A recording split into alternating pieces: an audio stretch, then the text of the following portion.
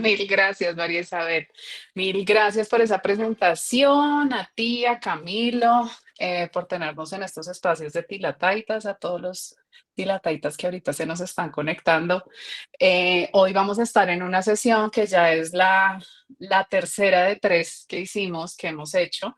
Es una sesión que de golpe, si ustedes han estado en las sesiones anteriores, al principio les va a sonar bastante familiar, pero que se enfoca sobre todo en darles estrategias a ustedes como papás, mamás, cuidadores, respecto a cómo acompañar esa interacción entre las pantallas y la sexualidad. Entonces, el día de hoy vamos a estar compartiendo alrededor de este tema y es cuál es ese impacto que los entornos digitales generan o tienen en la sexualidad de los niños, niñas y adolescentes. Hoy vamos a estar muy centrados en primera infancia, en los niños más pequeñitos y en cuáles son esos impactos que finalmente ellos reciben de los entornos digitales. Entonces, vamos a estar viendo tres contenidos fundamentalmente. El primero va a ser esta conexión entre la sexualidad e Internet, porque si nosotros hablamos de pantallas, tenemos que pensar en el tema de sexualidad.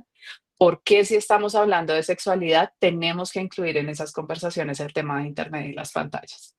Luego, en un segundo punto, vamos a estar más enfocados en la violencia sexual en línea, es decir, todos aquellos riesgos que se pueden presentar en entornos digitales y que podrían afectar a los niños en esos espacios, a las niñas en esos espacios. Vamos a estar hoy muy enfocados en los riesgos que podrían afectar a los niños más chiquitos, digamos, en el preescolar.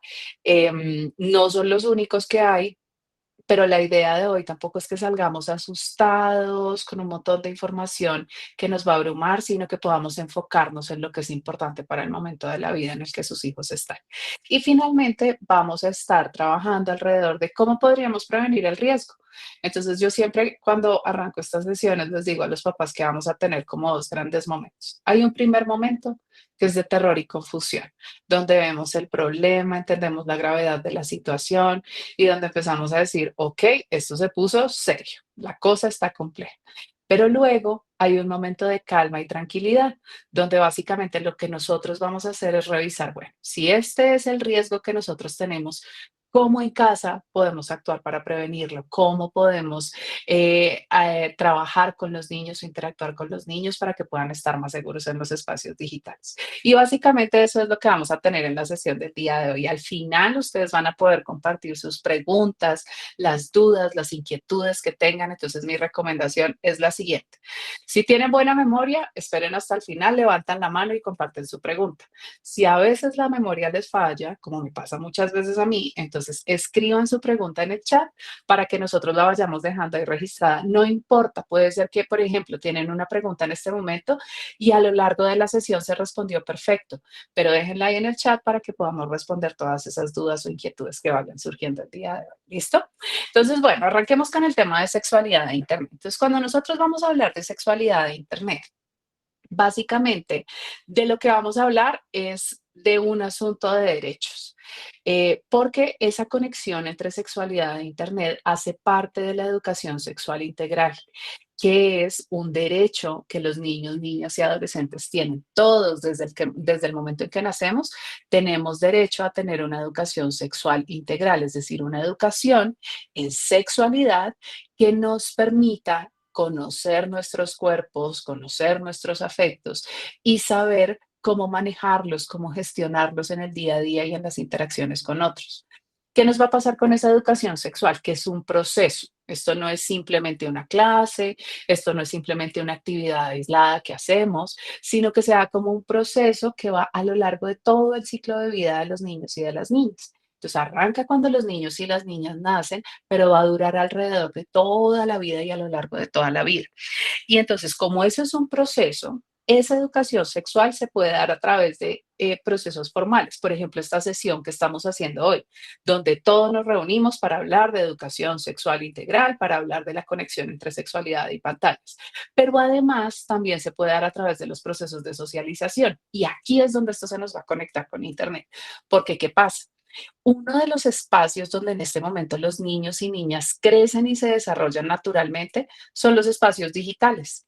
Entonces, cuando nosotros vemos que esa educación sexual integral se puede dar a través de los procesos de socialización y entendemos que Internet es un espacio de socialización, entonces ahí se nos conectan los punticos porque nos dice esto, que básicamente lo que va a pasar es que nosotros, en el uso que los niños hacen de Internet, los podemos también educar en sexualidad. Y eso va a ser maravilloso, es una oportunidad maravillosa, porque cuando nosotros los educamos, los dotamos de herramientas, de conocimiento, de habilidades para que puedan vivir una sexualidad plena, una afectividad segura y protegida. Pero cuando nosotros no entregamos esta información, pues básicamente lo que hacemos es aumentar la vulnerabilidad de los niños a la violencia sexual y a situaciones de potencial riesgo. Entonces, cuando nosotros entendemos esto, básicamente lo que vamos a entender es que como Internet es un medio de socialización que es sumamente relevante para los niños, pues entonces todas esas esferas del desarrollo de los niños van a tener que pasar también por el Internet y la sexualidad pues es una de esas esferas, tal vez una de las más importantes.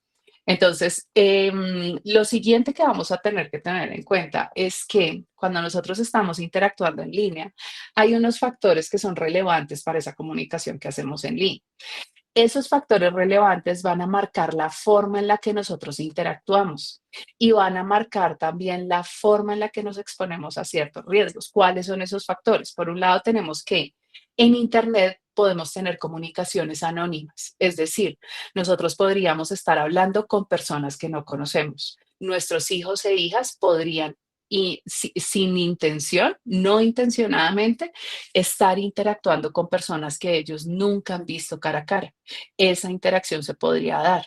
Entonces, adicionalmente, otra cosa que puede pasar es que muchas veces nuestros hijos e hijas pueden consultar información en Internet sin que tengan que interactuar con ningún ser humano y tampoco sin que sean identificados jamás. Entonces, puede ser que, por ejemplo, nuestros hijos e hijas vayan a Internet y busquen cosas y que nosotros nunca nos enteremos qué fue lo que buscaron ni qué fue lo que encontraron. Esa es una de las características de esta comunicación. La otra característica que vamos a tener acá es que esta comunicación es asincrónica. Esto quiere decir que nosotros podemos compartir y crear contenidos en cualquier momento. Desde cualquier lugar podríamos compartir esos contenidos. Y lo otro que vamos a tener es que es una comunicación que es altamente accesible. Entonces, ¿qué va a pasar? El acceso a información que nosotros tenemos en este momento es un acceso a información sin precedentes en la historia. Nosotros estamos accediendo a una cantidad brutal de información. Se dice que nosotros más o menos en una hora accedemos a la información que a principios de 1900 por allá producía en todo un año el periódico de mayor circulación de esa época, que era el Washington Post. Entonces, imagínense, nosotros en este momento tenemos un acceso a una cantidad enorme de información y eso nos pasa a nosotros como adultos, pero también les pasa a los niños, porque los niños son los usuarios más activos que tenemos en este momento en Internet. Entonces, cuando nosotros entendemos estos tres factores de la comunicación, va a ser importante porque eso nos permite saber más o menos cómo es que están interactuando los niños con estas diferentes plataformas. Y cuando llevamos eso a la interacción entre sexualidad e Internet, vamos a encontrar que hay unos aspectos positivos y hay otros aspectos que no son tan positivos. Entonces, por un lado, un aspecto positivo de esta conexión entre sexualidad e Internet es que los niños ahora cuentan con un espacio adicional de construcción de identidad. Es decir, un espacio adicional donde ellos se pueden reconocer, donde se pueden identificar, donde pueden, por ejemplo, ver otros modelos, otros role models que de golpe nosotros no tuvimos la oportunidad de tener. Y además es otro espacio para desarrollar su autoestima, pueden tener una presencia digital que coincida con sus expectativas, con sus ideas, con sus creencias. Otra cosa que nos va a pasar acá es que el ciberespacio sí le está permitiendo a los niños y niñas encontrar nuevas amistades o fortalecer esas amistades que ya tenían. O incluso, por ejemplo, a nivel familiar, les permite a los niños y niñas más pequeños estar en conexión con sus abuelos, con sus papás cuando viajan o con los familiares que están en otros contextos. Adicionalmente, otra cosa que nos va a pasar es que en muchos casos, esto por ejemplo nosotros lo vimos sobre todo durante la cuarentena, eh, Estos dispositivos, estas plataformas que nosotros usamos, facilitan la comunicación para aquellos niños y niñas que son más solitarios y más ansiosos. Les habilita un espacio que les permite comunicarse de una manera más fluida, más relajada, con menos presiones. ¿Listo? Creo que por ahí a algún papá se le abrió su micrófono. Si pueden, porfis, ayudarnos a chequear que sus micrófonos estén cerrados, papás y mamás. Listo. Entonces, adicionalmente, otra cosa que va a pasar es que Internet ha habilitado un espacio para buscar información sobre sexualidad y relaciones. Es fácil encontrar esa información, es accesible, es casi inmediata, no implica que yo, por ejemplo, tenga que preguntarle a alguien algo que me da pena. Entonces, eso es un aspecto positivo, pero de otro lado tenemos algunos aspectos negativos. Uno de esos aspectos, la sexualización en línea. Cuando nosotros miramos este fenómeno de la sexualización es básicamente conferirle un carácter sexual a algo que podría uno tener. Pero además es resaltar las características sexuales de un individuo por encima de cualquier otra característica que ese individuo pueda tener. Entonces, ese fenómeno de la sexualización arranca por allá en los años 70, principalmente en la publicidad sexista, pero se ha mantenido y se ha ido ampliando. Al punto que, por ejemplo, nosotros en este momento en los entornos digitales tenemos un altísimo nivel de sexualización. Esto quiere decir que en muchos casos los influenciadores, los contenidos de la cultura popular, en los videos musicales, en los videojuegos, en la música que compartimos, tiene una alta connotación sexual. Entonces, esto va a ser un aspecto negativo porque contribuye a la hipersexualización temprana de los niños y niñas. Entonces va a ser un aspecto que vamos a tener que tener ahí en cuenta. El otro tema que vamos a tener acá es que sobre todo para los niños más pequeños, estos entornos digitales han facilitado el contacto con desconocidos. Y hay algo que nosotros ya sabíamos de cuando estábamos desconectados y es que los desconocidos pueden ser muy riesgosos para los niños. Y los desconocidos en línea también constituyen ese riesgo y los espacios digitales pues han aumentado la posibilidad de que ese tipo de interacciones se den. Tenemos además el acceso a contenidos inadecuados, que también es un aspecto sumamente negativo para los niños. ¿Por qué? Porque Internet per se no tiene filtros. Internet es una ventana por la cual nosotros accedemos a diferentes tipos de información. Pero simplemente por el punto y la etapa del desarrollo en la que están los niños y niñas, hay muchos de los contenidos que hay disponibles en Internet que aunque se encuentren de forma abierta, podrían generar afectaciones negativas en los niños y niñas. Están, por ejemplo, los contenidos sexualizados o, por ejemplo, los contenidos altamente violentos o que incitan a la autolesión o que se relacionan con conductas asociadas a trastornos de la conducta alimentaria. Entonces, todos esos contenidos son inadecuados para los niños, básicamente porque cuando se les expone a los niños de manera prematura ese tipo de información, básicamente lo que va a suceder es que, por ejemplo, en el caso de la sexualidad, nosotros primero los hipersexualizamos y segundo reducimos sus barreras naturales para prevenir situaciones de violencia sexual. Entonces, por eso este tema de los contenidos inadecuados o el acceso a contenidos inadecuados va a ser un aspecto negativo. Entonces, en este contexto, ¿qué es lo que los niños y niñas necesitarían de ustedes como papás? Por un lado, que ustedes se involucren en su educación, que se involucren en su vida digital, por ejemplo, cosas como saber qué es lo que más les gusta hacer a sus hijos en los espacios digitales, conocer cuál es el canal de YouTube o el influenciador que más les gusta o la serie de televisión que más les gusta, es una forma de hacer acompañamiento. Otra cosa que van a necesitar los niños y niñas es educación. Los niños y niñas necesitan que nosotros nos comuniquemos con ellos, que les contemos, que compartamos con ellos y que además los formemos y los guiemos para que puedan analizar de una manera crítica los contenidos que encuentran disponibles en Internet, para que, por ejemplo, aprendan a reconocer cuando un contenido es falso o es verdadero, o cuando una persona se acerca con un fin legítimo y bueno versus una persona que se acerca con malas intenciones, o cuando, por ejemplo, un contenido es un contenido que busca venderme algo versus uno que busca enseñarme algo. Entonces, esa educación acá también va a ser sumamente importante. Y finalmente hay un tema que es clave, que es el tema de actualización. Y es que como nosotros estamos en un contexto que es rápidamente cambiante y rápidamente variable, vamos a tener que generar algunas acciones intencionadas para ir aprendiendo sobre la marcha respecto a tecnología y reducir esa brecha digital, esa diferencia de conocimiento que hay entre los niños y entre nosotros. ¿Listo? Entonces, si nosotros quisiéramos enfocarnos en algo que fuera clave, que nos permitiera proteger y acompañar a los niños, serían estas tres cosas. ¿Listo? Entonces, bueno. Aquí ya vimos el contexto, ya vimos cómo está el entorno digital, esto cómo se conecta con el tema de sexualidad.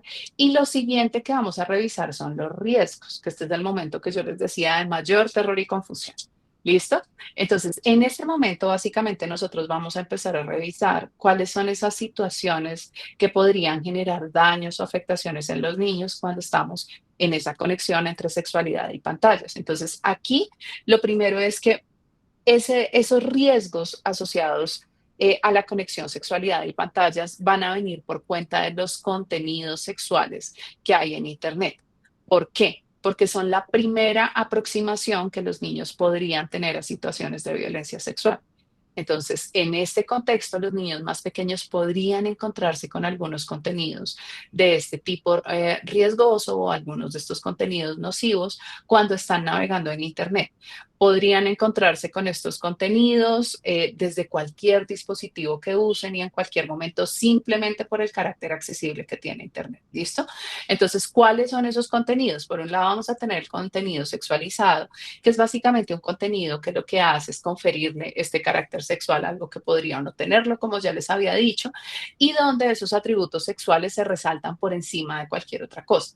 ¿Qué nos va a pasar con estos contenidos? Un contenido sexualizado tiene como principal objetivo capturar la atención de los espectadores. Y esto acaba de ser clave, porque estos contenidos utilizan la sexualidad humana para hacer que les prestemos atención. ¿Por qué este tema de la atención acaba de ser importante? Porque nosotros estamos en Internet y en Internet la atención es una moneda de cambio.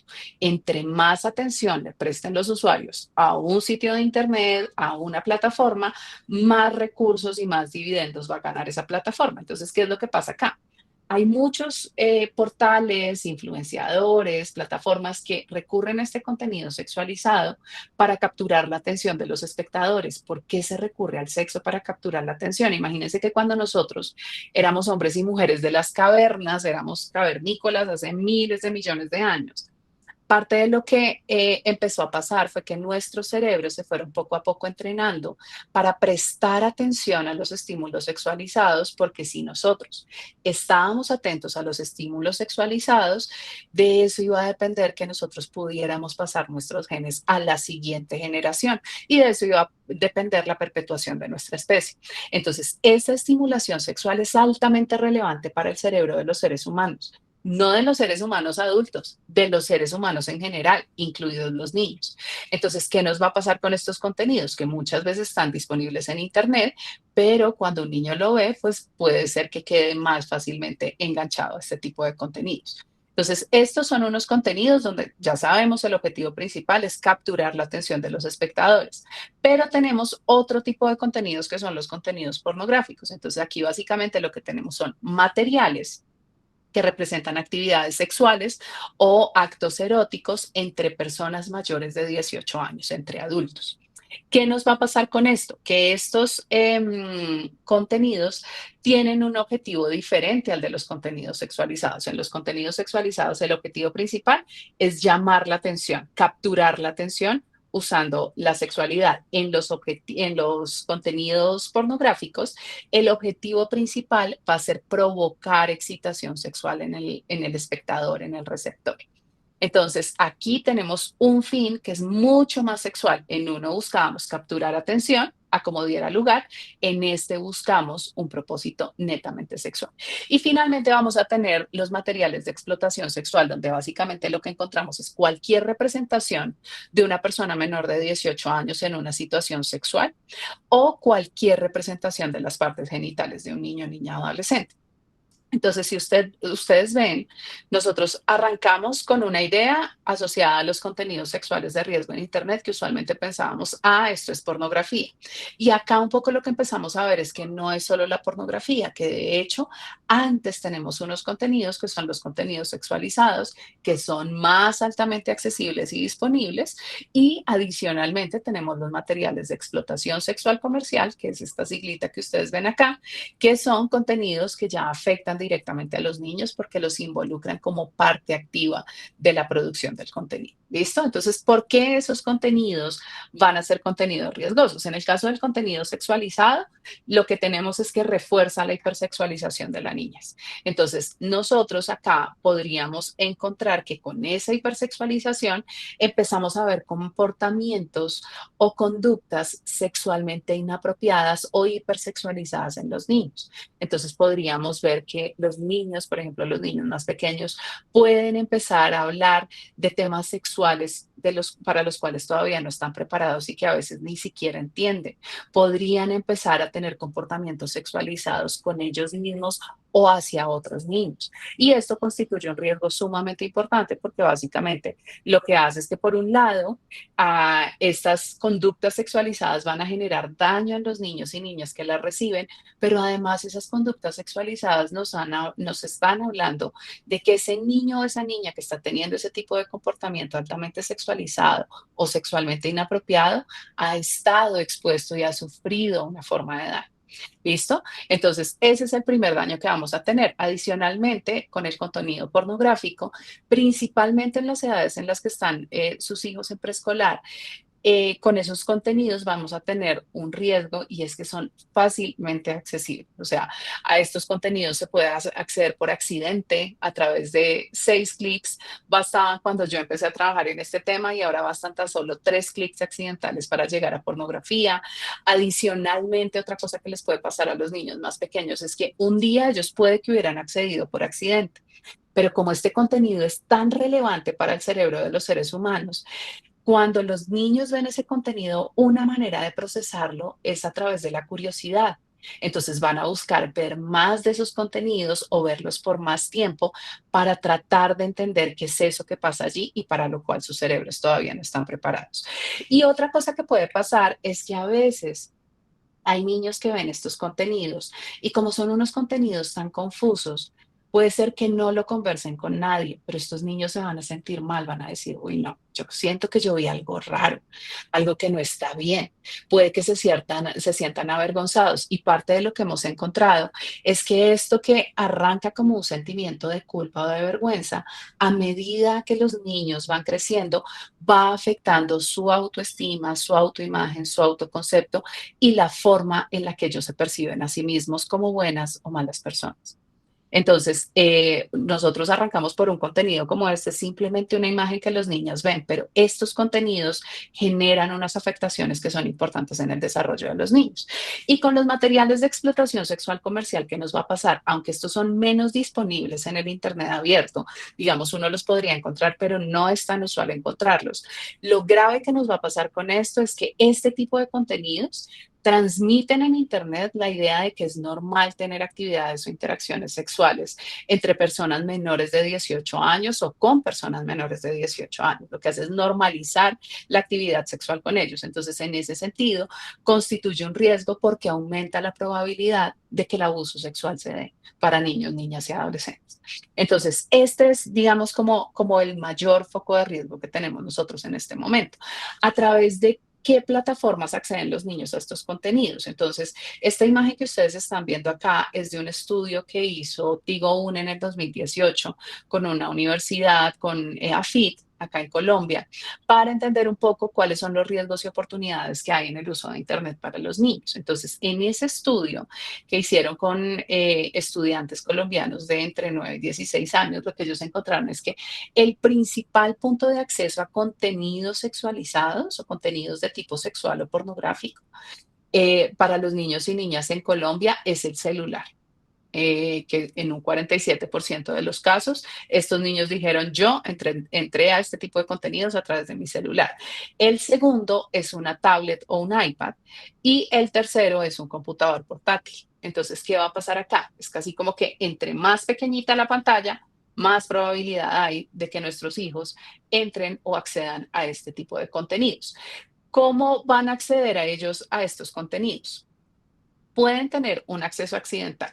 Entonces puede ser que hicieron clic en un lugar donde no era, vieron una imagen que les llamó la atención y la pulsaron, y a través de estos anuncios o ventanas emergentes ellos ingresaron a un contenido que no era el que estaban buscando. No había como una intención de buscar este contenido, sino que el acceso fue accidental. Pero además, otra forma de acceder a este tipo de contenidos es por influencia de los pares.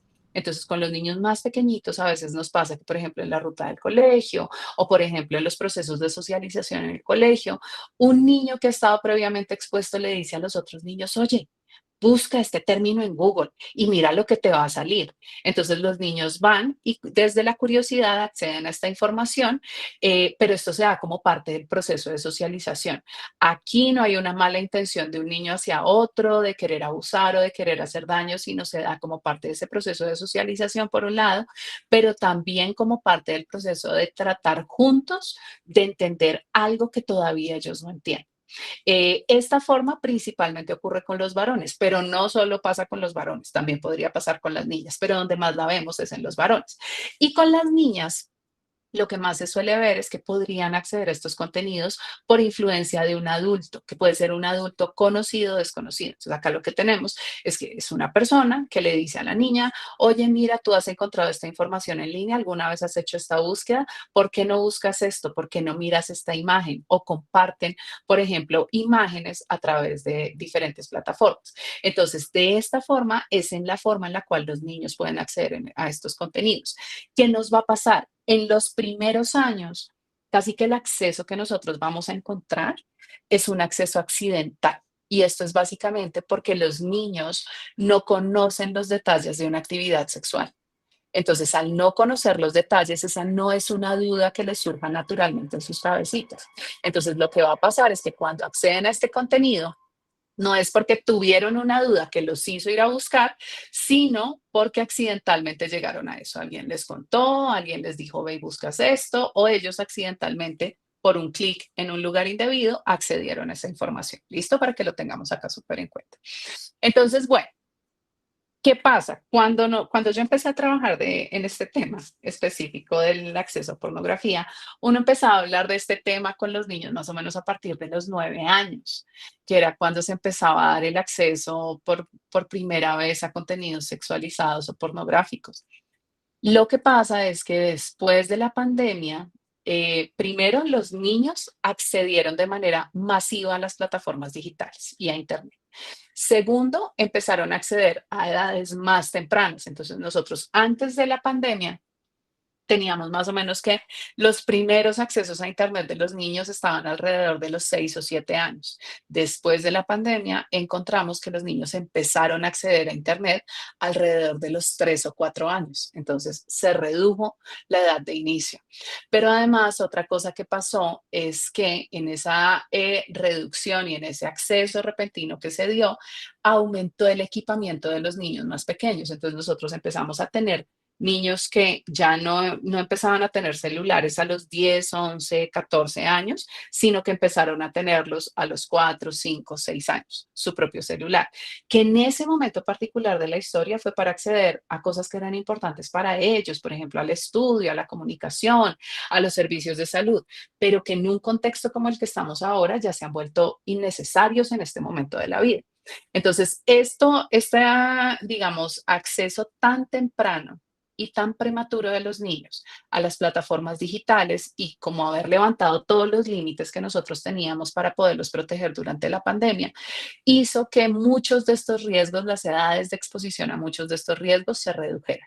Entonces, por eso ahora este tema es un tema que nosotros deberíamos tener el radar, incluso con los niños más pequeñitos. Entonces, ¿qué es lo que nos va a pasar?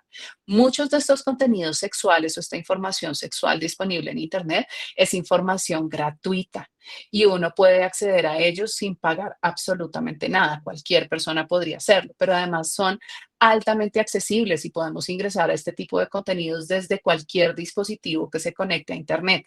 Y aquí hay una cosa que va a ser súper importante. Nosotros acá como papás y mamás tenemos una ventana de oportunidad súper interesante porque si nosotros instalamos un buen filtro de contenidos en nuestros dispositivos o los dispositivos que utilizan los niños, si configuramos bien nuestras redes o si usamos controles parentales, eso va a permitir que los niños tengan menor accesibilidad a este tipo de contenidos. ¿Qué es lo que pasa? Que en la práctica nosotros con lo que nos encontramos es que no es la mayoría de las familias las que instalan estos controles parentales o filtros de contenido. Por eso una de las primeras invitaciones que vamos a hacer el día de hoy es si nosotros tenemos niños antes de los 13 años que están usando dispositivos o pantallas digitales, hay que instalarle un control parental a esas pantallas para que los niños puedan estar seguros. ¿Listo?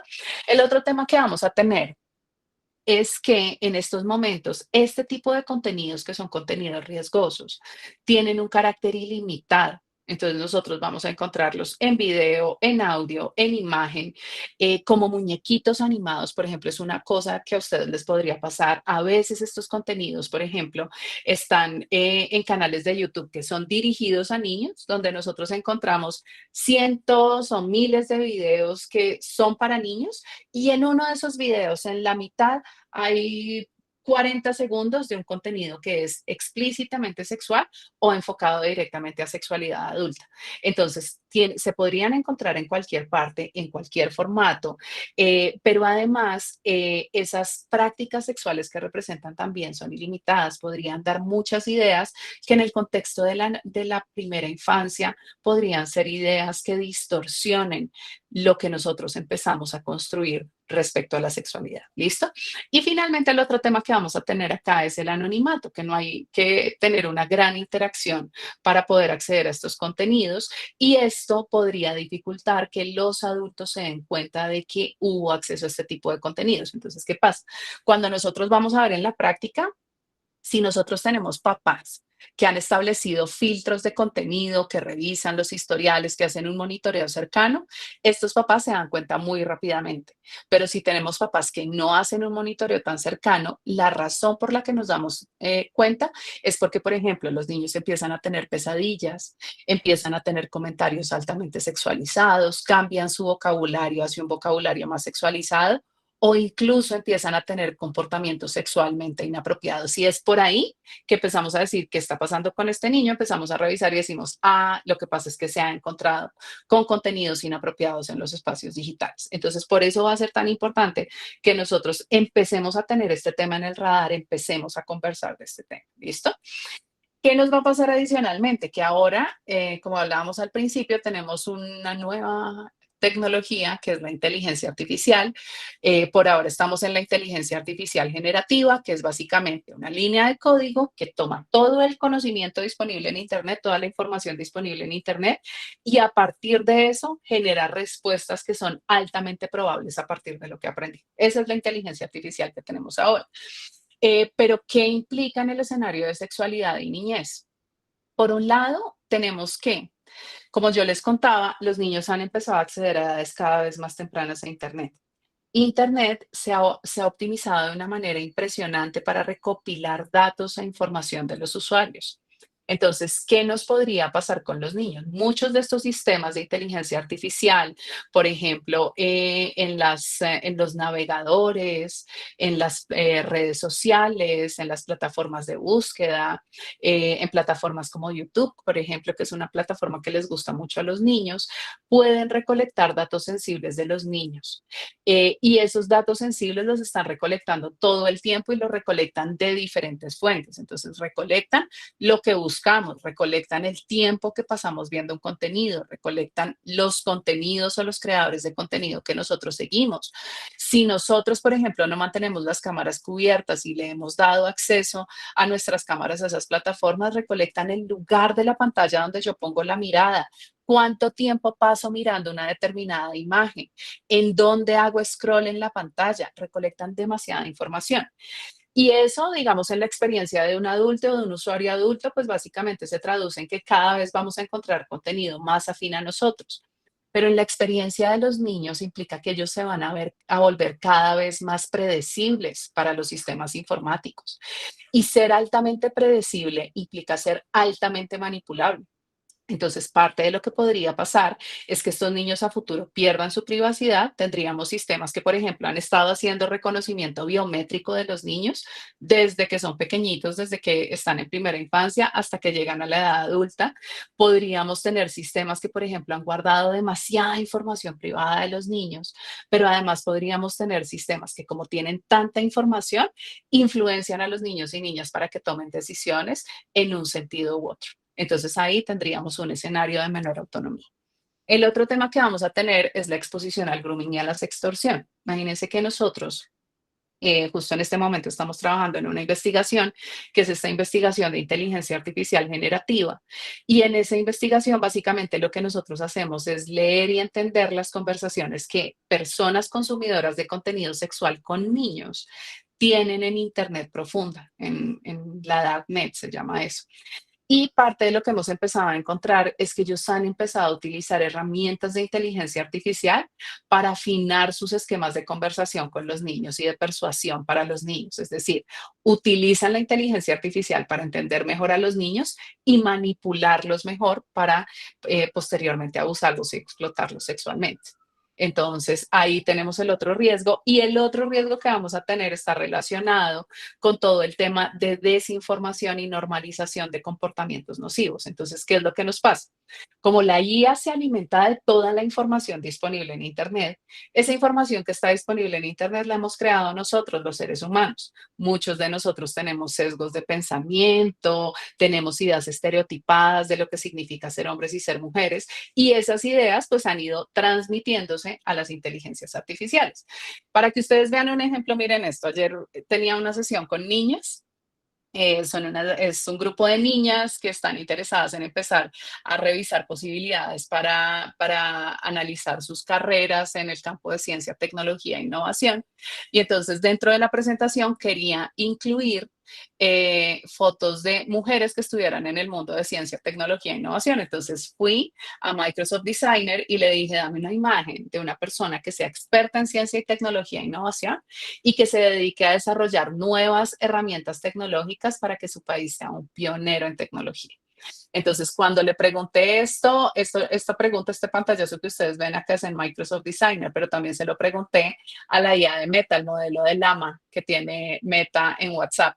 Le hago exactamente la misma pregunta y lo que me saca es un nombre en ciencia y tecnología. Y cuando le pregunto lo mismo a Microsoft Designer, me saca, a falta de uno, 4 imágenes de hombres, pero nunca me arrojó una imagen de una mujer. Para que me arrojara la imagen de una mujer tenía que decirle, quiero la imagen de una mujer de tantos años y de tal apariencia para que diga esto o que tenga este contexto. Entonces, esto, por ejemplo, nos empieza a dar una clara idea de estos estereotipos y estas ideas asociadas a lo que significa ser hombre y ser mujer, que marcan tanto la forma como nosotros interactuamos sexualmente, cómo están pasando a las inteligencias artificiales. Entonces, ¿qué pasa? Si yo, por ejemplo, tuviera una niña que quisiera inspirarse para el futuro, pedirle consejos sobre el futuro de su carrera a alguna inteligencia artificial, estas inteligencias en este momento probablemente las dejarían más en áreas del cuidado y la protección y a los hombres los mandarían más a áreas de desarrollo tecnológico y a áreas que permitan más conexión con la ciencia, por ejemplo. Entonces, estos sesgos pues empiezan a marcar también la forma en la que los niños y las niñas se ven. Acuérdense esto que yo les decía, de que ahora los espacios digitales son un espacio de construcción de identidad para los niños y las niñas. Entonces, bueno, ya hasta acá cerramos esta parte de terror y confusión, que la ajusté para que ustedes no salgan tan aterrados ni tan confundidos, porque ustedes son papás de niños en preescolar y nos vamos a ir a cómo prevenir el riesgo, que es la parte que a mí más me gusta, ¿listo? Entonces, en esta prevención del riesgo, ¿qué es lo que vamos a tener que tener en cuenta? Entonces, durante la primera infancia, ustedes están en un momento que es maravilloso para fortalecer el vínculo afectivo. Acá el objetivo va a ser, si ustedes pueden trazarse un objetivo en este momento de la vida de sus hijos, es crear una conexión emocional con sus hijos, una conexión de confianza con sus hijos y hacer que sus hijos se sientan seguros con ustedes, se sientan seguros de hablar con ustedes y empiecen a ubicarlos como la primera persona a la cual acudir cuando las cosas salen mal o cuando están confundidos. ¿Listo? Ese va a ser como uno de los objetivos que nos podemos trazar en estos primeros años. Lo siguiente que vamos a hacer es que de estos temas nosotros vamos a poder hablar con calma y claridad. Entre más temprano empecemos a hablar de sexualidad, va a ser más fácil tener este tipo de conversaciones y va a ser más natural para los niños. Pero sobre todo, les vamos a transmitir a los niños el mensaje clarísimo de que esto es un tema del que se puede hablar. A veces podría parecernos difícil hablar de estos temas y puede ser que a veces les digamos a los niños, ¿sabes qué? Eso que me acabas de decir me dejó un poco confundida y necesito aclarar lo que estoy pensando. O sabes qué, esa respuesta a la pregunta que tú me haces no la tengo en este momento y necesito buscar más información. Dame un momento y vamos a hablar sobre este tema porque para mí es muy importante resolver esa pregunta que tienes en este momento. Entonces ahí les enseñamos a los niños, por un lado, que nosotros no necesariamente lo sabemos todo, pero les enseñamos además que cuando ellos nos dicen algo, nosotros vamos a hacer lo que sea necesario para poderlos ayudar y apoyar. Y eso es lo que va a generar ese vínculo de confianza y seguridad con ellos. El otro tema va a ser mantenernos siempre disponibles para la conversación y responder las preguntas de la manera más sencilla que tengamos. En eso yo he encontrado que la inteligencia artificial es súper útil. Uno, por ejemplo, le puede preguntar a este modelo de Llama o a ChatGPT, ¿cómo puedo explicarle, no sé, a un niño de 4 años por qué no debería hablar con desconocidos? Y le dan a uno un ejemplo perfecto, con caso práctico, le dicen en qué momento podría tener esa conversación. Entonces, esa es una herramienta que también nosotros como papás debemos usar. No decir y preguntarle a ChatGPT y decirle a los niños, mira, esto es lo que dice ChatGPT, sino no. Nosotros vamos y preguntamos, aprendemos, practicamos, tenemos nuestro libreto y luego nosotros como papás vamos y tenemos la conversación. Esa puede ser una excelente estrategia. El otro tema que vamos a tener es observar los cambios de comportamiento en los niños. Cuando nosotros vemos cambios de comportamiento que se dan de manera abrupta o que son demasiado marcados en los niños, eso puede ser señal de que algo está pasando con los niños. Podría ser señal de que, por ejemplo, vieron algo inapropiado, vieron algo que los confundió, hay algo que está sucediendo, no solo en los entornos digitales, sino en cualquier esfera de su vida. Entonces va a ser importante estar atentos a esas señales. Otro tema es que a veces los niños podrían no preguntarnos, no hablarnos nada del tema de sexualidad, pero los niños sí necesitan aprender de este tema. Entonces nosotros acá podríamos utilizar cuentos, juegos que nos permitan introducir este tipo de conversaciones y hablar con ellos. Yo ahorita más adelante les voy a mostrar algunos recursos que podríamos utilizar para eso y para empezar a hablar de estos temas con ellos.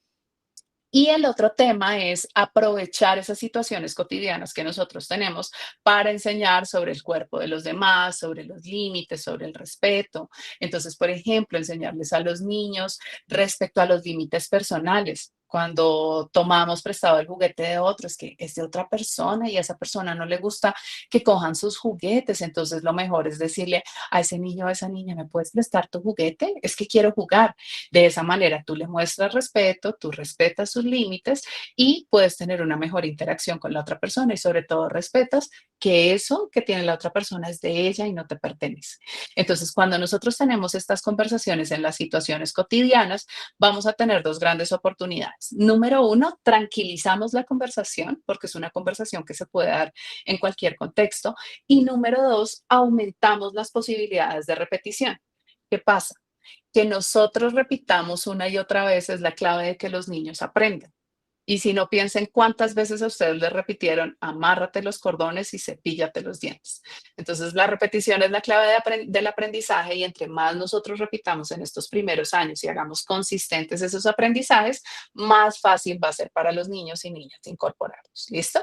Entonces, bueno, otras cosas que deberíamos tener en cuenta. Esta frase que ustedes ven acá es una frase que no es mía, es una frase de Jane Nelson, una de las creadoras de la disciplina positiva. Y yo creo que esta es la clave que nosotros tenemos a la hora de acompañar este tema de pantallas y sexualidad. Y es que a veces los niños se podrían equivocar, a veces podrían acceder a contenidos inapropiados, a veces podrían tener preguntas que nos confunden. Pero siempre, siempre, siempre en esos primeros años nosotros deberíamos privilegiar la conexión emocional que tenemos con ellos antes que la corrección. Si nosotros nos preocupamos por entender qué les está pasando, qué fue lo que vieron, cómo se están sintiendo, qué es lo que necesitan, fácilmente vamos a poder corregir la situación que se está presentando y lograr que los niños aprendan a partir de esa situación y desarrollen habilidades. Mensajes que deberíamos dar de manera recurrente. Me encanta escucharte y saber lo que piensas. Qué rico que me hagas preguntas. Amo cuando me haces preguntas, aun cuando a veces no tengan las respuestas, tus preguntas me encantan.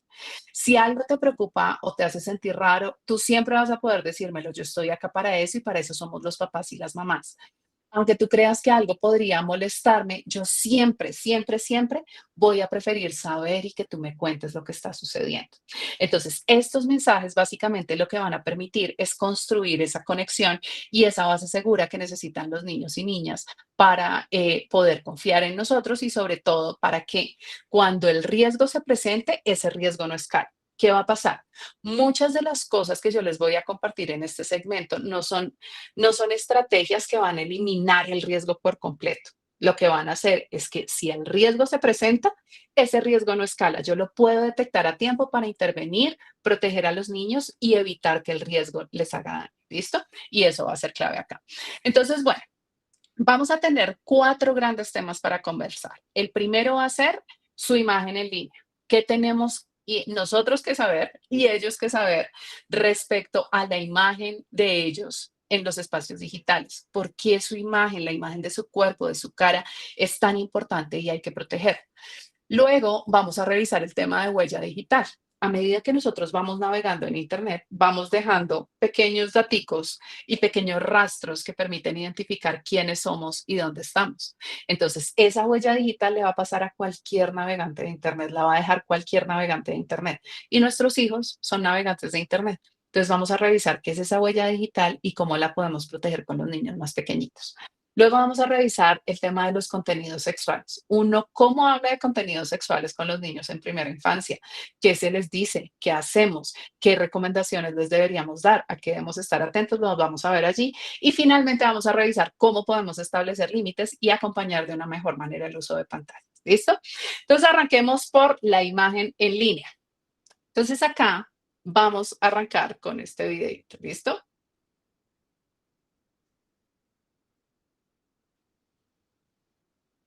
Ustedes me pueden confirmar si están escuchando el sonido del video. Es que estoy con audífonos y no sé si No lo se escucha. reproduzco. Listo, denme un segundito. Me retiro los audífonos.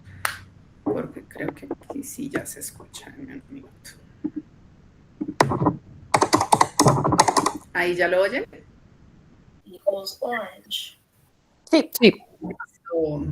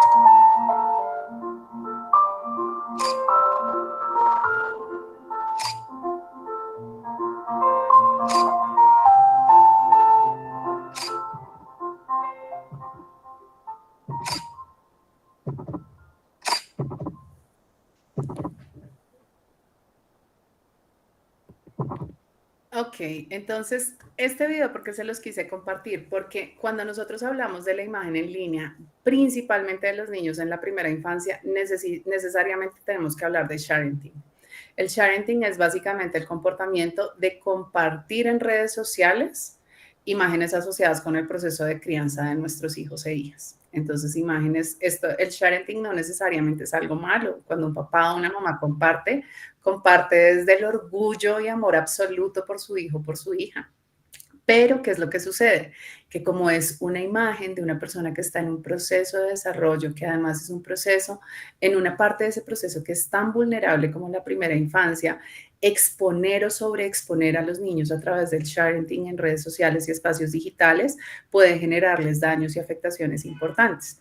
Entonces, lo primero acá, el primer punto de partida que vamos a tener es que aunque nuestros hijos e hijas sean nuestros, su imagen es de ellos, no de nosotros. Son ellos quienes deciden sobre su imagen. Imagínense que en un taller que tuve hace poco con niños, una niña me decía, ¿sabes qué? Yo estaba haciendo un taller de huella digital con ellos. Y una niña me dice, mira, cuando yo busco en Google, la única imagen que sale de mí es una imagen que posteó mi papá cuando yo no sé qué edad tenía, yo no me acuerdo en dónde estaba, pero es lo único que sale de mí en redes sociales y estoy yo en vestido como jugando en un parque. Y es la única imagen que sale de mí cuando yo me busco en Google. Entonces yo decía, yo le pregunté a esta niña cómo, ¿y tú te sientes cómoda con esa imagen? Me dice, no, pero es que la publicó mi papá y mi papá pues tiene derecho a manejar mi imagen. Entonces acá una cosa que va a ser clave, papás y mamás, es primero pensar siempre antes de publicar las fotos de nuestros hijos. Recomendaciones, jamás publicarlas en espacios abiertos.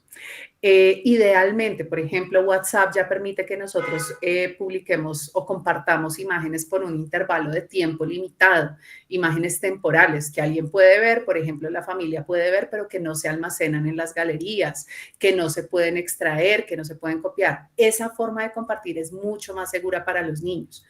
Lo otro que deberíamos tener en cuenta acá con este tema de la imagen es que, por ejemplo, a medida que los niños vayan creciendo, si en algún momento los niños, nuestros hijos nos dicen como, oye, es que esa foto no me gusta, esto que está saliendo en internet no me gusta, podemos darles la opción de retirar la foto y eliminarla por completo para que a ellos no les siga incomodando. Y a partir del momento donde ellos puedan decidir, preguntarles con total tranquilidad, ¿puedo compartir esta foto tuya con estas personas o en este espacio? Y preguntarles siempre a los niños si ellos están de acuerdo o no con hacer esto. ¿Qué vamos a hacer nosotros con eso? Les vamos a dar autonomía a los niños sobre su propio cuerpo y su propia imagen. Y esa es una habilidad básica que les permite luego, más adelante, protegerse de situaciones como, por ejemplo, la revelación no consentida de contenidos íntimos, el grooming, que es cuando una persona trata de acercarse a ellos con el fin de abusarlos o explotarlos sexualmente, la extorsión sexual, que es cuando tratan de extorsionarlos, chantajearlos, manipularlos, luego de haber producido un contenido que era de carácter privado. Entonces, cuando nosotros empezamos a hacer estas cosas desde la primera infancia, hagan de cuenta que eso es como sembrar una semillita. Esa semillita va a ir creciendo con los niños y lo que va a desarrollar es una habilidad que empodera y les permite estar protegidos. ¿Listo? Cosas que les deberíamos decir sobre la imagen en línea a los niños. Número 1, nosotros no nos tomamos ni nos dejamos tomar fotos o videos de nuestras partes privadas o en traje de baño. Nadie en esta casa ni en esta familia, y menos los niños, se dejan tomar fotos desnudos de sus partes privadas o en traje de baño. Y hacer de esto una regla de la casa. Hay papás que, por ejemplo, son más flexibles con el tema del traje de baño. Si ustedes son de sus papás, importantísimo, cuando estas imágenes en traje de baño salen del círculo familiar, esas imágenes probablemente por quienes van a ser consumidas es por consumidores de materiales de explotación sexual. Entonces, esas imágenes las mantenemos en un entorno cerrado, que sea privado y que sea protector, o mejor no tenemos esas imágenes para evitar que los niños estén expuestos. Tratamos de cuidarlas al máximo posible. ¿Listo? El otro tema que vamos a tener es este tema de que las fotos o videos que hay en redes sociales o en internet pueden estar editadas y que muchas de las imágenes que vemos en línea no necesariamente son ciertas. ¿Esto por qué va a ser importante? Porque a veces con los niños más pequeñitos nos pasa que ellos ven cosas que les asustan. Por ejemplo, con la inteligencia artificial o que les llaman demasiado la atención. Entonces, cuando nosotros desde antes hemos dicho, es que hay cosas en internet que puede que tú las veas en una imagen, incluso que parezcan reales, pero no todo eso que vemos allí es real. Va a ser más fácil manejar con los niños, por ejemplo, las cosas que los asustan, que les generan confusión o que les generan frustración. Entonces, empezar a enseñar desde muy chiquitos que no todo en Internet es real es algo que nos funciona muy bien. También otra cosa que va a ser súper importante acá es enseñarles a los niños que jamás usamos aplicaciones para cambiar la cara o el cuerpo de otras personas, porque eso podría hacerle daño a esas personas. Y eso lo empezamos a enseñar muy chiquitos. Más adelante podemos decir que, por ejemplo, los daños que se generan es que muchas personas podrían ver a esa persona a la que modificamos y esa persona se podría sentir mal por eso. Otras personas podrían pensar mal de quien apareció en las imágenes por los contenidos que nosotros editamos. Entonces, pero en estos primeros años, básicamente lo que les decimos es, nunca hacemos eso, no usamos aplicaciones ni editamos fotos para cambiar la apariencia de las personas. Y lo otro que deberíamos decirles a los niños es, si algún día tú estás en Internet y ves algo que te hace sentir raro, incómodo, asustado, triste, confundido, cualquiera de esas, ven corriendo a contarme. Y, por ejemplo, decirles a los niños que cuando eso pasa, no es que ellos hubieran hecho algo malo, sino que probablemente sus equipos están mal configurados y nosotros como adultos tenemos que revisarlos. Eso ayuda a reducir la presión y la tensión que sienten los niños o la culpa por haber mirado algo inadecuado y permite que confíen más fácilmente en ir y contarle al adulto que algo sucedió. ¿Listo? Entonces, bueno, continuemos por acá. Luego tenemos el tema de la inteligencia artificial. Entonces, muchos papás han empezado a preguntar, bueno, y con los niños chiquitos, ¿cómo hacemos con la inteligencia artificial? Entonces, los niños sí pueden usar inteligencia artificial siempre, siempre, siempre, sin excepción, supervisada y acompañada por un adulto. Y asegurándonos de que el contenido sea adecuado. Ese uso de inteligencia artificial debería ser más un uso relacionado con el juego, con explorar la inteligencia artificial, con, por ejemplo, hay un uso súper chévere para inteligencia artificial con los niños más chiquitos, que es poner a la IA a inventar historias para dormir, por ejemplo, o a inventar cuentos. Entonces, la IA se inventa un cuento y nosotros podemos crear también con inteligencia artificial la imagen de los personajes del cuento, animarlos con ciertas aplicaciones. Eso, por ejemplo, podría ser algo súper útil y súper interesante para jugar y hacer con los niños. Pero esas actividades deberían ser complementarias, o sea, no deberían ocupar la mayor proporción del uso de pantalla. Si nosotros quisiéramos, debería ser una actividad que hacemos una vez cada 15 días o una vez al mes. ¿Por qué? Porque los niños en primera infancia tienen muchísimas mejores cosas que hacer que estar al frente de una pantalla o de una IA. Chévere que la conozcan, chévere que la usen como diversión eventualmente, pero no es un uso constante, ¿listo? Y siempre ese uso que deberíamos hacer está más enfocado en la creatividad y en el aprendizaje. Esto que ustedes ven acá es un ejemplo de imagen que hice una vez con IA, que es como un personaje para un cuento infantil. Entonces fui a ChatGPT, creamos, esto fue una cosa que hice con una hijada que tengo que en esa época, bueno, tiene 7 años, entonces nos sentamos con ella, hicimos un cuento en ChatGPT y el cuento era sobre un zorrito astronauta. Entonces, ese día solo nos quedamos en el cuento y un día me senté a revisar otra inteligencia artificial, la primera vez que usaba Microsoft Designer, y dije, ay, voy a crearle el zorrito del cuento que hicimos la otra vez con mi ahijada y yo creé este zorrito y se lo mandé para que ella lo tuviera, se lo envié para que ella lo tuviera. Entonces, claro, cuando los niños ven que los personajes de los que hablan ciertos cuentos, o por ejemplo, los personajes que ellos se inventan en su imaginación, pueden tener una forma, eso es súper interesante para los niños y es también una forma de estimular el juego y la creatividad. ¿Listo? Pero como les digo, siempre con tiempo medido y de una manera que sea complementaria. Importantísimo. Otras estrategias que podemos usar con los niños más chiquitos, hacer covisualización. Estas dos plataformas que ustedes ven acá, a mí me encantan. Son plataformas que permiten que los niños desarrollen pensamiento computacional desde primera infancia. Son plataformas que inicialmente fueron creadas para niños mayores de 5 años, pero que se han ido adaptando y ya pueden ser usadas por niños a partir de los 3 años. Entonces, esta primera de Scratch es una app desarrollada por MIT, básicamente le enseñan a los niños a programar. Entonces, los niños en los primeros años no programan, o sea, un niño a los 3 años todavía no tiene esa capacidad, pero en esos primeros años pueden, por ejemplo, pintar. dibujar, rellenar colores, juntar formas, hacer coincidir formas. Y a medida que los niños van creciendo, Scratch les va cambiando las actividades para que conecten más con pensamiento computacional. Entonces, más o menos alrededor de los 5 o 6 años, empieza a llevar a los niños a que programen, a que muevan los personajes que han coloreado antes, a que les pongan sonido, a que creen escenarios más grandes. Entonces, una súper interesante. Y esta de Codes.org les enseña también programación a los niños. Esta es más para niños a partir de los 5 años. Y tienen una cosa maravillosa y es que muchos de los contenidos los hacen con los personajes de Disney. Entonces, uno puede tener una clase de código con Elsa de Frozen, o puede tener una clase de código con Simba, el del Rey León. Entonces, es una app súper interesante y tiene algo que se llama la hora del código, que es una funcionalidad que permite que como papás nos sentemos por 1 hora con los niños y juntos aprendamos a programar. Es una app súper chévere.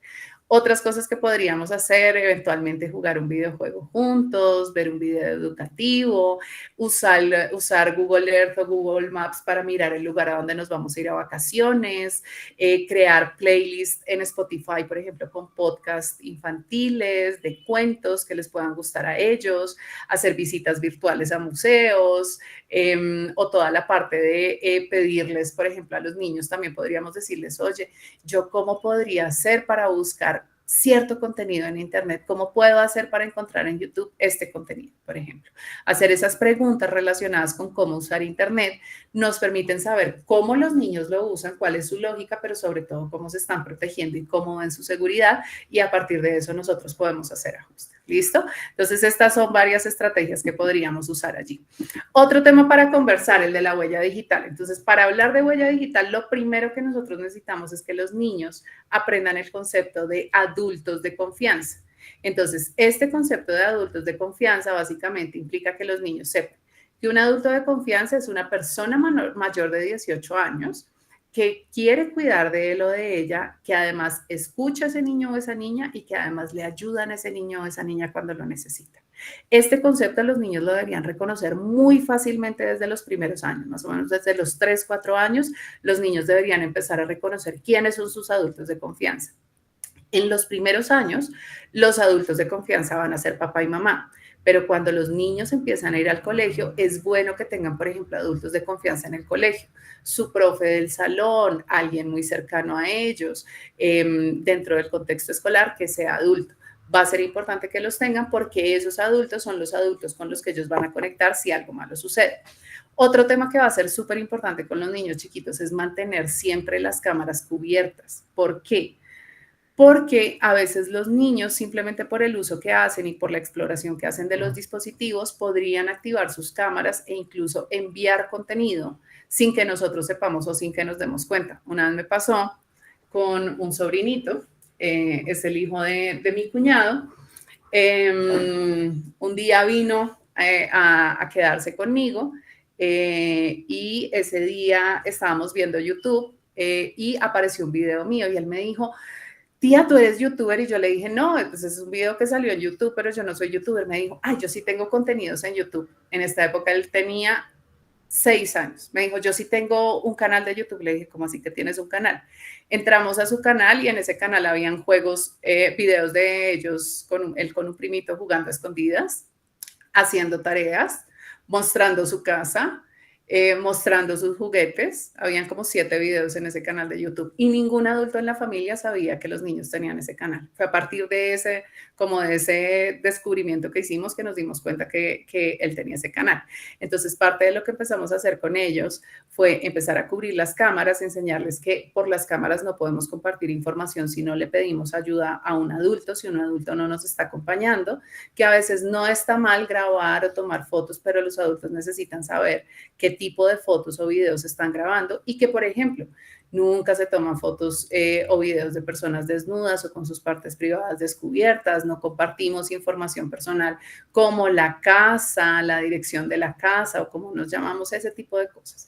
Pero este tema de las cámaras cubiertas va a ser clave porque permite protegerlos de esos riesgos de seguridad, pero además empieza a entrenarlos desde edades tempranas para pensar antes de publicar, para tomarse un segundo y decir, ok, voy a compartir mi imagen a otras personas y todos la van a poder ver. ¿listo? Para ser más conscientes de esto. Entonces, ¿qué cosas les podríamos decir para cuidar esa información personal en línea? Número 1, que la información de ellos es súper especial y por eso solo debe compartirse con su papá, su mamá o con sus adultos de confianza. Lo otro, que en Internet siempre cuidamos de nuestra identidad, entonces no ponemos nuestros nombres en los juegos a los que vamos a jugar y son los adultos los que eligen las fotos que se van a publicar, no nosotros, y no publicamos fotos nuestras bajo ninguna circunstancia. También que siempre hablamos únicamente con las personas que mamá y papá conocen bien. Nunca hablamos con personas que papá y mamá no conocen a través de estas plataformas. Que si algo los hace sentir raros, tristes, confundidos, asustados, deben contarle a un adulto de confianza y que las contraseñas en estos primeros años solo las saben papá y mamá. Y eso va a ser clave, papás.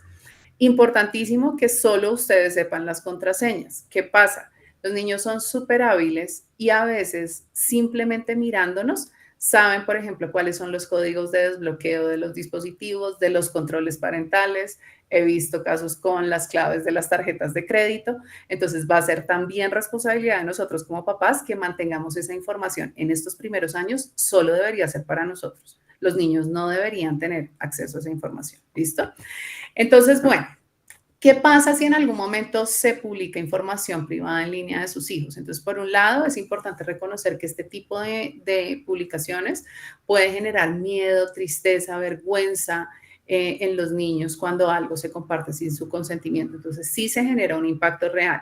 Y esto va a ser importante. ¿Por qué? Porque a veces podría pasar que nosotros sin querer estamos publicando, divulgando imagen privada en línea de niños o niñas cercanos a nuestro contexto sin darnos cuenta. Entonces, siempre deberíamos ser muy conscientes de que si en esa foto, en ese video que queremos compartir o publicar, hay personas menores de 18 años, nosotros no somos dueños de esa imagen y deberíamos preguntar.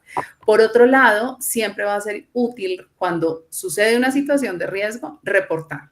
Entonces, si esa situación de riesgo tiene conexión con el colegio, hay que conversar con el colegio respecto a lo que sucedió. Eso va a ser lo primero. Pero además, si por ejemplo fue una situación de riesgo en una plataforma específica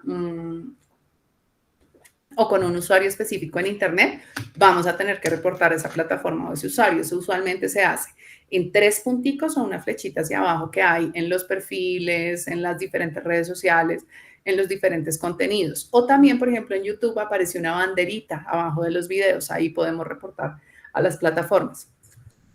Y ya en los casos en los que se trata de un delito en el contexto de la ley colombiana, esa situación se constituye como un delito, pues deberíamos reportar a las autoridades. Entonces, en estos casos reportamos a la línea 141 del ICBF, a la línea 122 de la Fiscalía General de la Nación o a www.teprotejo.org. A cualquiera de estos podríamos reportar. ¿Listo? Luego vamos a tener el tema del contenido sexual. ¿Qué nos va a pasar con el contenido sexual y qué es lo que podemos decir? Primero, este libro que ustedes ven acá es un libro maravilloso para tener esta conversación con los niños. O sea, yo creo que este debería ser un libro que esté en todas las bibliotecas infantiles, porque básicamente, ¿qué es lo que permite? Por un lado, que nosotros podamos contarles a los niños que en Internet pueden encontrar muchos tipos de información y que hay información que es buena para ellos, pero hay otra que no lo es simplemente por la edad en la que se encuentran. Entonces, ¿qué les podríamos decir respecto a los contenidos sexuales? Una definición que es súper útil para los niños en estos primeros años es que a veces cuando ellos están navegando en Internet podrían encontrar en las pantallas en las que están utilizando imágenes o videos de personas desnudas o con sus partes privadas descubiertas. Entonces, va a ser importante señalarles ahí que esas imágenes no son buenas para los niños, básicamente porque a veces los niños podrían tener esas imágenes, es como si esas imágenes se quedaran pegadas en sus cabezas y no las pueden sacar de su mente o pueden hacer que sientan ganas de seguir viendo estos contenidos. Lo otro, que si algún día ven esas imágenes deben alejarse e ir corriendo a contarle a un adulto de confianza. Y finalmente, que nunca compartimos esas imágenes. Si por ejemplo un día nuestros hijos o hijas llegan a ver una imagen de estas, jamás se comparten esas imágenes con un niño o una niña, sino que tenemos que contarle a un adulto de confianza. ¿Listo?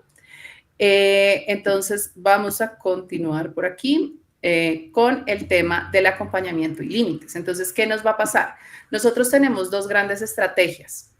Una va a ser de restricción. Entonces, si nosotros tenemos como un plano donde por un lado tenemos la edad de los niños y por otro su grado de autonomía, vamos a encontrar que el mayor grado de autonomía está a los 18 años. Y ustedes tienen hijos que están antes de esta lineecita. Entonces, ¿qué vamos a tener? Nosotros tenemos dos grandes estrategias de acompañamiento. Unas que son restrictivas, que básicamente implican poner controles parentales, restringir contenidos, poner horarios, impedir el acceso a ciertas aplicaciones o a ciertos dispositivos. Esas son restrictivas. Y hay otras que son de carácter empoderador. Entonces, ¿qué nos va a pasar? Como sus hijos están en esta porción del cuadrito, hay cosas que ustedes pueden hacer para empoderarlos. Por ejemplo, lo que acabamos de ver sobre las imágenes o los contenidos sexuales en Internet. Decir esas cosas los empoderan, generar conexiones de confianza los empodera, hablar sobre la información personal los empodera. Pero por otro lado, tenemos las estrategias restrictivas que acaban a ser las más efectivas en estos primeros años. ¿Eso quiere decir que solo restringimos y nos desentendemos del tema? No, tenemos que restringir, pero también empoderar, porque en los años por venir, ese empoderamiento, esas estrategias empoderadoras van a ser las que terminen siendo más efectivas para los niños y niñas. ¿Listo? Entonces, teniendo en cuenta eso, parte de lo que nos va a pasar es que vamos a tener la primera estrategia restrictiva para estos primeros años, que son los controles parentales. En estos primeros años siempre deben haber controles parentales en los dispositivos que utilicen los niños. Siempre, siempre, siempre, sin excepción. ¿Listo?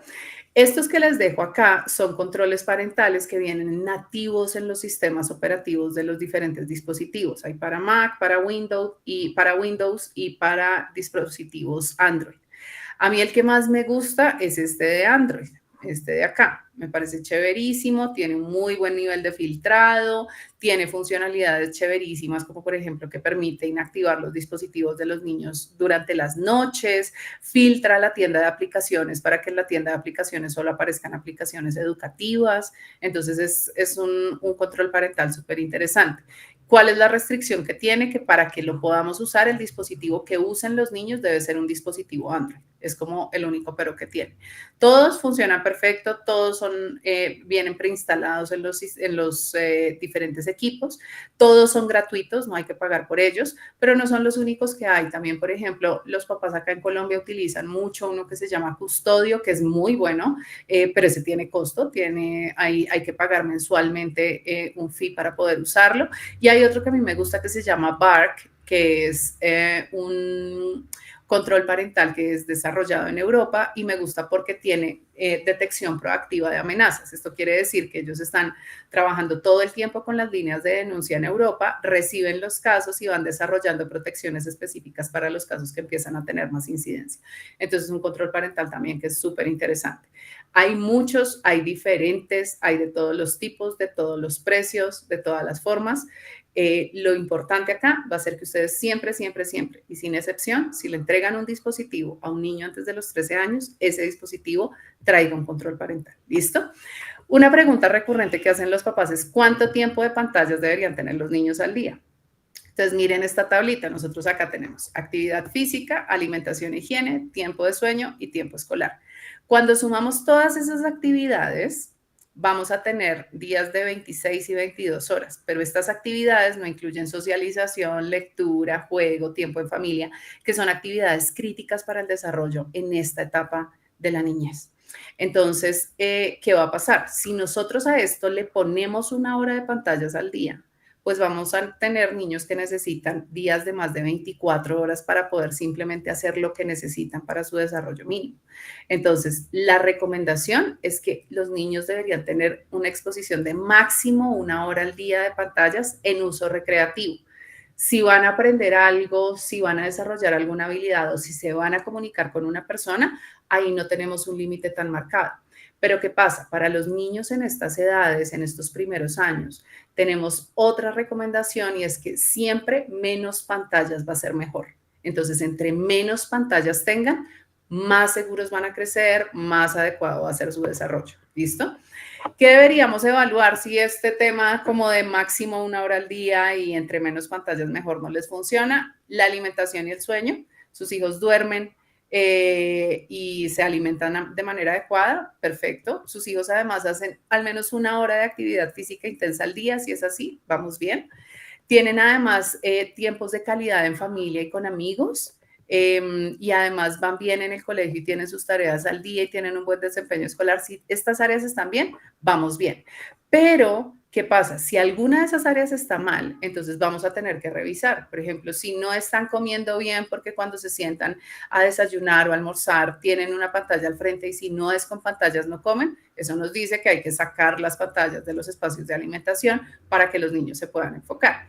Y si estas dos estrategias que les acabo de decir, máximo 1 hora al día y menos pantallas mejor, o evaluar las 4 áreas del desarrollo, no les funcionan, hay otra estrategia que podemos usar y es, imagínense el cerebro de un niño.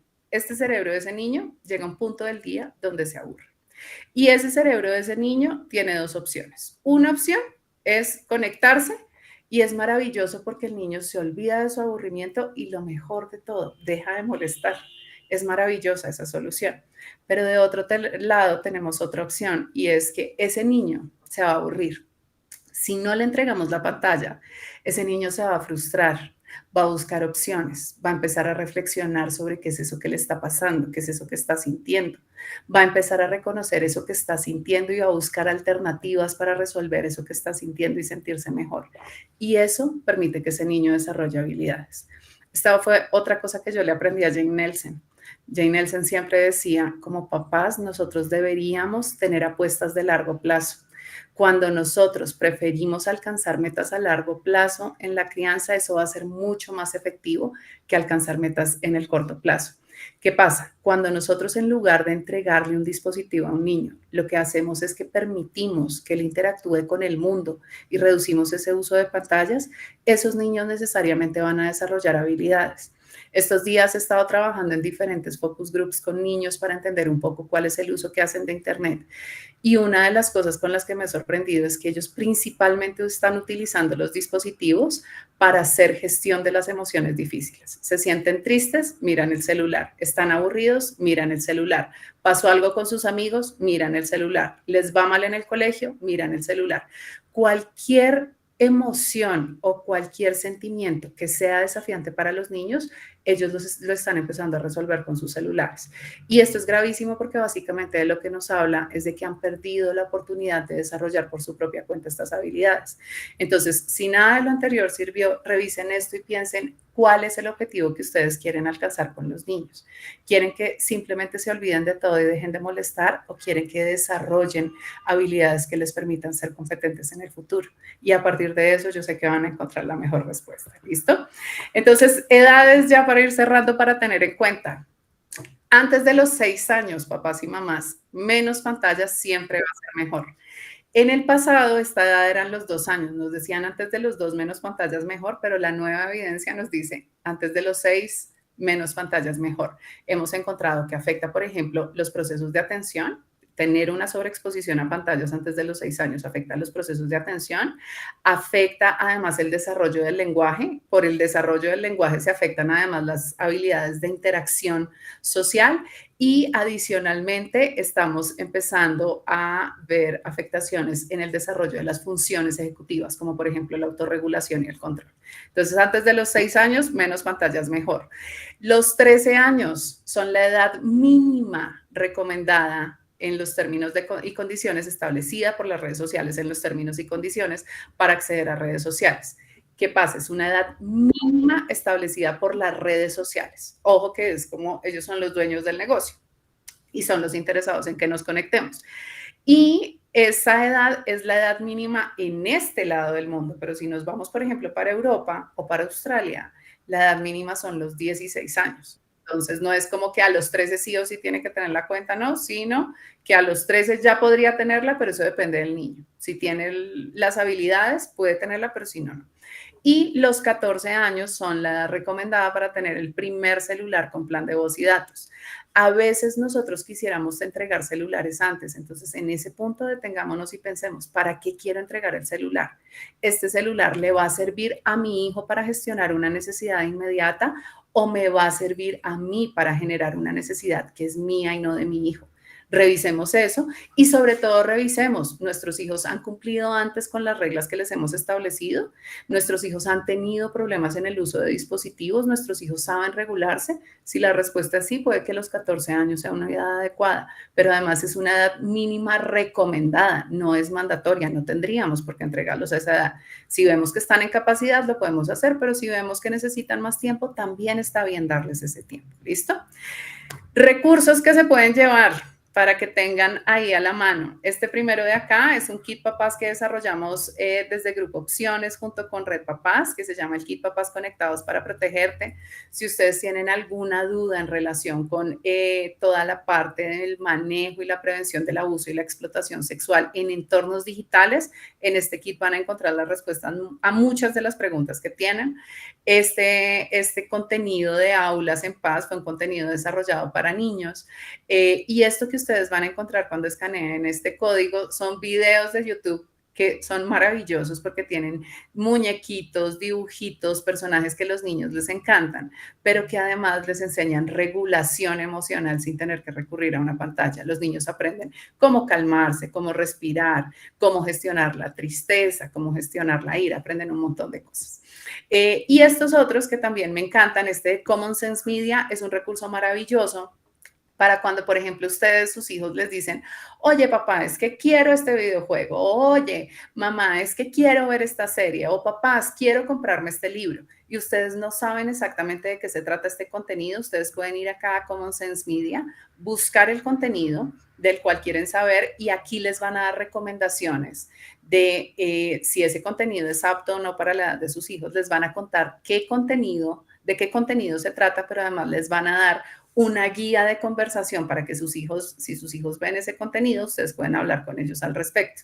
Y estas dos páginas, por un lado, esta de Protect Young Eyes, que es una herramienta que permite proteger el uso de tecnología que hacen los niños en casa, y esta de Defend Young Minds, que es una herramienta que básicamente lo que permite es que nosotros nos informemos más acerca de la exposición de los niños a contenidos sexuales inapropiados y que sepamos cómo manejar la situación con ellos. ¿Listo?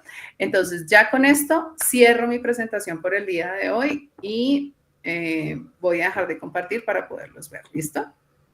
No sé si hasta este punto hayan preguntas.